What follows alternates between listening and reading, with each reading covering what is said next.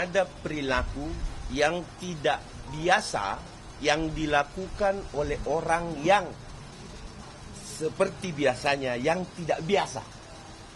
Artinya ini perilaku-perilaku yang tidak biasa nih di masyarakat kita, bahwa pencemaran, hujatan, dan yang paling penting ini ada unsur ya mengungkap data pribadi orang. Ya, nah, ini nanti lebih lanjut kami akan menyampaikan kepada penyidik bahwa ini perilaku ini apakah diperkenankan oleh aturan dan perundangan. Ya, nah, jadi ada perilaku yang tidak biasa, yang biasa dilakukan oleh orang-orang yang biasa, yang tidak seperti biasanya. Ya, perilaku ini, sehingga ini perlu betul-betul kita untuk memberikan edukasi, pembelajaran terhadap masyarakat Indonesia bahwa demokrasi hukum di Republik ini tidak boleh terkebiri dengan hal-hal yang perilaku yang tidak biasa-biasa saja. Oke? Bukti apa aja Pak dalam pemeriksaan? Nanti kita lihat apakah ini diterima buktinya, ya. Kita akan sampaikan nanti setelah kami lakukan kunjungan kepada penyidik, ya. Silakan Pak Ketum. Oke, Nah, jadi public defender ya. Sebagai warga negara yang baik, kita datang dipanggil dengan baik untuk memberikan keterangan.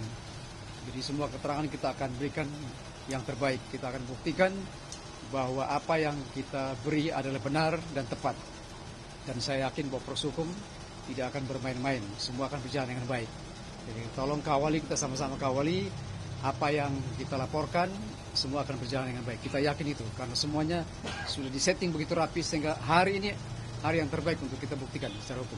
Terima kasih. Pasal-pasal apa aja sih Pak?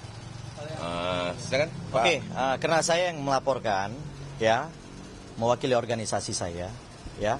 Yang jelas yang advokat public defender, yang jelas yang kami laporkan ini adalah delik umum atau biasanya umumnya disebut delik murni. Delik murni. Ya.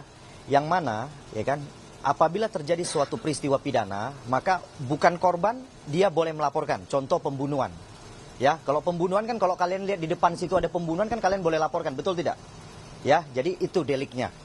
Jadi jelas ini perlu teman-teman pahamin bahwa yang dilaporkan oleh Pak Jokowi di Polda Metro Jaya itu adalah delik aduannya.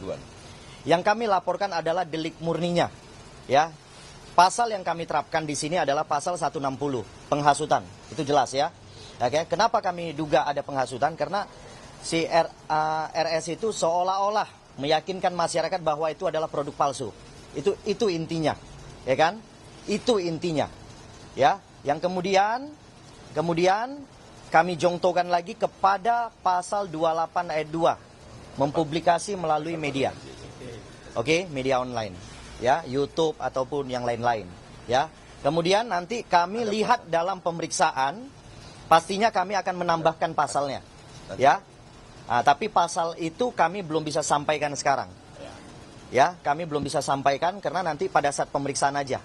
Nah, pada saat pemeriksaan kita akan lihat memang apabila ada terkait terhadap unsur yang nanti kami mau nambahkan pasalnya, maka kami akan tambahkan. Oke? Ada yang mau ditanyakan? Silakan teman-teman. Intinya bahwa pasal yang kita terapkan adalah pasal-pasal yang memang delik murni, ya, absolute offenses, ya, absolute offenses. Jadi berbeda antara kuasa hukum Pak Jokowi dengan kami, advokat public defender, kita menerapkan pasal yang pastinya absolute offenses. Ya, ini untuk penambahan pasalnya. Itu bocorannya ya.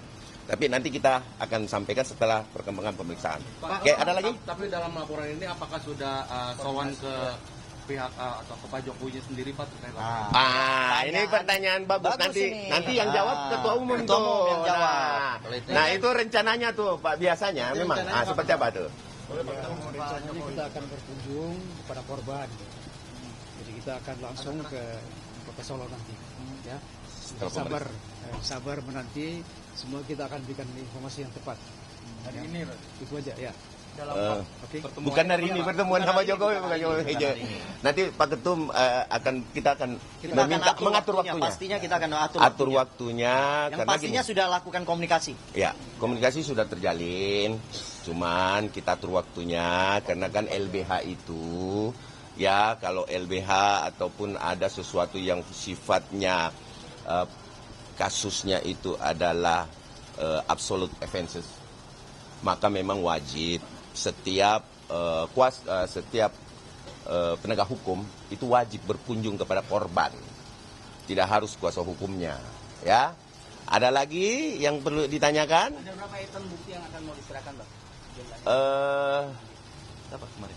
Kemarin sekitar 16, nanti kita lihat ya apa yang gitu ya, berapa banyak yang diterima. 16 terus ada 9 video Ya. yang kami anggap itu masuk dalam tindak delik murni ya, atau absolute offense ya. Ada tadi disebutkan kan tidak biasa-biasa saja. Ya. Nah, memang dampaknya apa, Bang? Buat mungkin di sini melihat masyarakat, mungkin dari Peradi Bersatu sendiri dan mungkin dari kawan-kawan advokat. Nah, ini menarik. Ini saya suka nih pertanyaan ini. Nah, jadi gini. Pertanyaannya Masuk semua nih. Jadi kenapa ada apa sih dampaknya?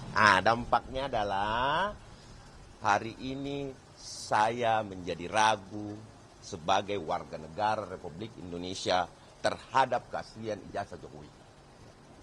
Hari ini saya menjadi ragu. Kawan-kawan yang berdiri di sini, teman-teman advokat public defender merasa ragu. Tapi kami yakin betul 90% proses yang terjadi di TPU, laporan TPUA di Mabes Polri, dan kami yakin betul bahwa ijazah itu asli. Kenapa? Karena kami lihat dan kami telaah juga beberapa hari ini. Nah, itulah dampak yang kami terima, bahwa ada ketidakjelasan sehingga ketertarikan seseorang atau aparat penegak hukum untuk melihat apakah ini benar apa enggak. Seperti itu, teman-teman. Di sini teman-teman ada yang 100% yakin ijazahnya Pak Jokowi asli enggak? Enggak, asli dulu. Asli dulu. Ada yang 100% dari dampak ini?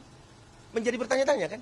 Nah, ini pertanyaan ini adalah pertanyaan ini yang membuat kami, ini adalah perilaku yang tidak biasa. Kalau itu asli dan itu sudah dinyatakan oleh lab sampai kemanapun di laboratorium, uji kertas dan lain sebagainya, serta foto dan lain sebagainya, bahwa itu asli, saya yakin kok pihak pembenci Jokowi atau orang-orang yang memang menaruh kebencian terhadap Bapak Joko Widodo, ya, yang memang betul-betul saya anggap perilaku tidak biasa yang biadab ya, bisa dikutip gitu, bahwa ini perilaku yang biadab, bahwa ketika kemudian Pak Jokowi tidak memiliki kebaikan, ingatlah dia pernah memimpin kita loh 10 tahun ya, 10 tahun, dan itu tidak terjadi gejolak apa-apa, dan perkembangan 11-5% yang saya lihat dari beberapa media juga ada kan perkembangan, termasuk inflasi, dan mampu menekan dan lain sebagainya, dan membayar utang kita. Ini harusnya kita hargai. Walaupun demikian, Pak Joko Widodo itu mantan presiden loh, ya, presiden ke-7 loh, ya. Kenapa presiden ke-6, presiden ke-5, presiden ke-4, kok nggak masalah ya? Kok nggak ada perilaku yang tidak biasa terhadap mereka ya? Ada apa ya di Republik ini? Ada yang sedang tidak baik-baik saja, atau ada orang yang memang menanam dendam atau kebencian secara personal sehingga mengembangkan perpecahan di antara masyarakat kita. Udahlah, marilah kita bangun Republik ini bersama-sama dengan baik, santun dan penuh tanggung jawab yang baik. Saya rasa pemerintahan Prabowo Gibran, kita lihat ke depannya banyak sekali program-program unggulan yang itulah yang harusnya kita protes ketika kemudian program-program itu betul-betul tidak berjalan sesuai dengan apa yang kita inginkan gitu. Ya, ada lagi? Bang, tadi Ya. dari tim Jokowi, kalau dari dialog audiensi dengan teman-teman Belum. Ini kan Itu masih tahap awal tahap ini. awal ya. Tahap awal saya minta Kan kita Ya, pelapor, lanjut. ngapain kita kucuk-kucuk datang ke PH daripada RS? korban Untuk apa? harusnya. Ya kan, kita ini Harusnya kan korban. pelapor. Harusnya korban. Ya kan, dan kita sudah menyerahkan kepada negara. Jadi polisi itu mewakili kepentingan kita, kepentingan pelapor. Jadi sebenarnya nggak usah kita, nanti polisi ketika memanggil ya pengacara mereka lah, RS itulah nanti datang ke sini.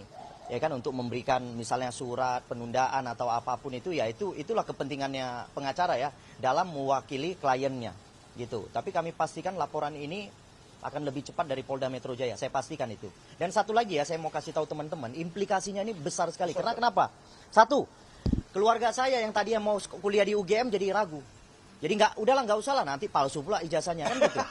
Ya, terus yang kedua, kalau terus diyakinkan masyarakat, ya, ini perlu dicamkan ini ya, diyakinkan masyarakat bahwa ijazah Pak Jokowi itu palsu oleh RS dan kawan-kawan, besok-besok udah yang lamar jadi presiden SMA pun udah bisa.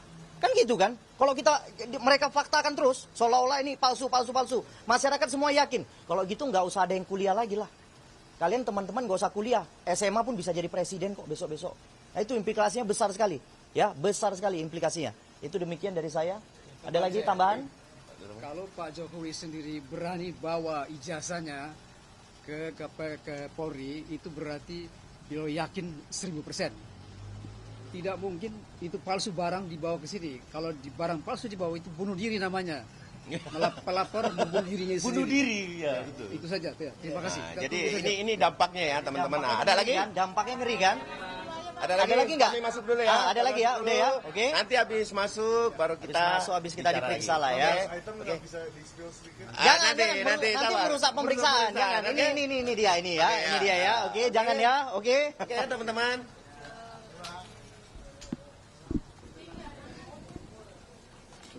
Yo, Abang ada punten tadi.